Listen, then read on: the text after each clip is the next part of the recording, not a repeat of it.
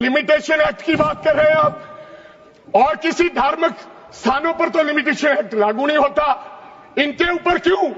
आप जानबूझकर इनको अपनी लात के नीचे से दबाना चाहते हो, इनकी छाती पर चढ़ना चाहते हो, जानबूझ के मुसलमान को मारना चाहते हो, जानबूझ के इस देश में मिनॉरिटीज को खत्म करना चाहते हो। इसको एक्सपांड कर देना, जानबूझ के मारना चाहते हैं मुसलमान को, it should be expand, deleted from the record. और लास्ट आपने कहा प्रैक्टिसिंग मुस्लिम, एक आपने और कंडीशन लगा दी लास्ट कि 5 साल प्रैक्टिस मुस्लिम होना चाहिए, वो दान दे सकता है।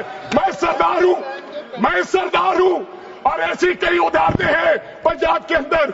अगर किसी मुस्लिम के पास कब्रिस्तान नहीं था तो सरदारों ने अपनी जमीन देकर कब्रिस्तान बनाए। ये कौन सा अधिकार है कि मैं किसी को चीज दान देना चाहता हूं? और इसको कौन बताएगा? रिजू साहब ये बताएंगे कि ये प्रैक्टिसिंग मुस्लिम है या नहीं है? ये सरासर अन्याय है। कल को श्रोमणी गुरुद्वारा प्रबंधक कमेटी 1925 का सिखों का जो एक्ट है, आप उसमें भी संशोधन करेंगे। आपको लगता है पहले मुस्लिम मारेंगे, फिर सिख मारेंगे, फिर क्रिश्चियन मारेंगे? ये आपकी सोच है और मैं बिल का विरोध करता हूं। धन्यवाद सर, आपने मेरे को बोलने का अवसर दिया। मैं ज्यादा रेपिटेशन ना करते हुए सीधा बिल का विरोध करने के लिए खड़ा हुआ हूं। मैंने आज देश के गृह मंत्री का अच्छे तरीके से भाषण सुना और उन्होंने बार बार एक ही बात को 2-3 बातों को ज्यादा जोर दिया। एक तो उन्होंने कहा कि विरोधी दल भ्रम फैला रहे हैं, मुसलमानों के बीच डर फैला रहे हैं। ये हमने फैलाया हुआ डर नहीं है। जब देश के मुसलमान को लगा कि देश में बीजेपी में 240 संसदों में एक भी मुसलमान सांसद नहीं है, हमारे लिए जगह नहीं है, तो वो डरने लगा। जब आपने कब्रिस्तान की बात की, आपने शमशान घाट की बात की, तो वो डरने लगा। जब गोधरा हुआ, जब मुजफ्फरनगर हुआ, जब दिल्ली हुआ, जब हरियाणा मेवात में दंगे हुए, तो देश का मुसलमान डरने लगा। और फिर क्या कहा गृह मंत्री साहब ने? आज गृह मंत्री साहब ने कहा कि 2013 का बिल अगर नहीं आता, यूपीए नहीं लेकर आती, तो आज इस बिल की जरूरत नहीं थी। क्यों बिल लाए? क्योंकि आपको पता चल गया कि देश का मुसलमान हमारा साथ नहीं दे रहा। हमने हथकंडे अपना लिए, हमने आरएसएस की नीति अपना ली, हमने डंडा अपना लिया, दंगे हो गए, लेकिन मुसलमान हमारे साथ आने के लिए तैयार नहीं है। फिर आपको पता चला, आपने एक और आंकड़ा दिया, आपने कहा 1913 से 2013 तक केवल 18 लाख मुसलमानों का जमीन था, और 2013 से अब तक 21 लाख और हो गया, यानी कि 39 लाख टोटल जमीन हो गया। तो आपको किसी ने समझाया मुसलमान को अगर आपके बस में करना है, ये आरएसएस की नीति नहीं अपनाएगा जितनी देर आप इनकी सांस प्रणाली बंद नहीं करोगे।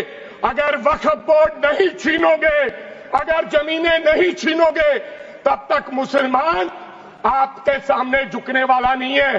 जैसा आपने पंजाब में करने की कोशिश की, किसान झुका नहीं, पंजाब के लोग नहीं झुके, सिख नहीं झुके, तो आपने एमएसपी का झगड़ा आज तक डाला हुआ है कि किसान की सांस प्रणाली बंद कर दो तो पंजाब अपने आप झुक जाएगा। आर्थिक जब झुक जाएगा तो हमारी ईन मान लेगा और हमारे साथ आ जाएगा।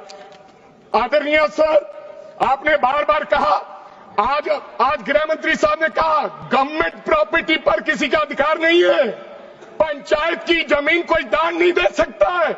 मैं आपको इसके पीछे लोचा क्या है, इसके पीछे छुपा हुआ राज क्या है? 1947 में जब बंटवारा हुआ था, 47 से लेकर 1954 तक सारी प्रॉपर्टी गवर्नमेंट के नाम हो गई थी। उसके बाद 1954 में एक्ट बना, तो वो एक्ट में सर्वे हुआ 1961 टू 1970। सर्वे किसने किया? कलेक्टर ने। अगर पंजाब की, हरियाणा की, हिमाचल की बात करूं तो डिविजनल कमिश्नर अंबाला बैठते थे, उन्होंने सर्वे किया, तहसीलदारों ने सर्वे किया, तो वक्फ बोर्ड को ये जमीन देने का काम किया। अब क्या हो गया? जैसे राहुल गांधी कर्नाटक में भाषण देते हैं, गुजरात में मुकदमा दर्ज होता है, सजा हो गई। गवर्नमेंट की प्रॉपर्टी तो 1947 और 1954 में तो सारी प्रॉपर्टीज गवर्नमेंट की थी। अब एक बंदा खड़ा होगा तो वो कहेगा कि यहां पर ये गवर्नमेंट की प्रॉपर्टी है, डिस्प्यूट होगा, तो आप वक्फ बाय यूजर का अधिकार खत्म कर दोगे कि ये तो जमीन गवर्नमेंट की थी, आप उसकी जमीन छीन लोगे। फिर आपने कहा लिमिटेशन एक्ट की बात कर रहे हैं आप, और किसी धार्मिक स्थानों पर तो लिमिटेशन एक्ट लागू नहीं होता, इनके ऊपर क्यों?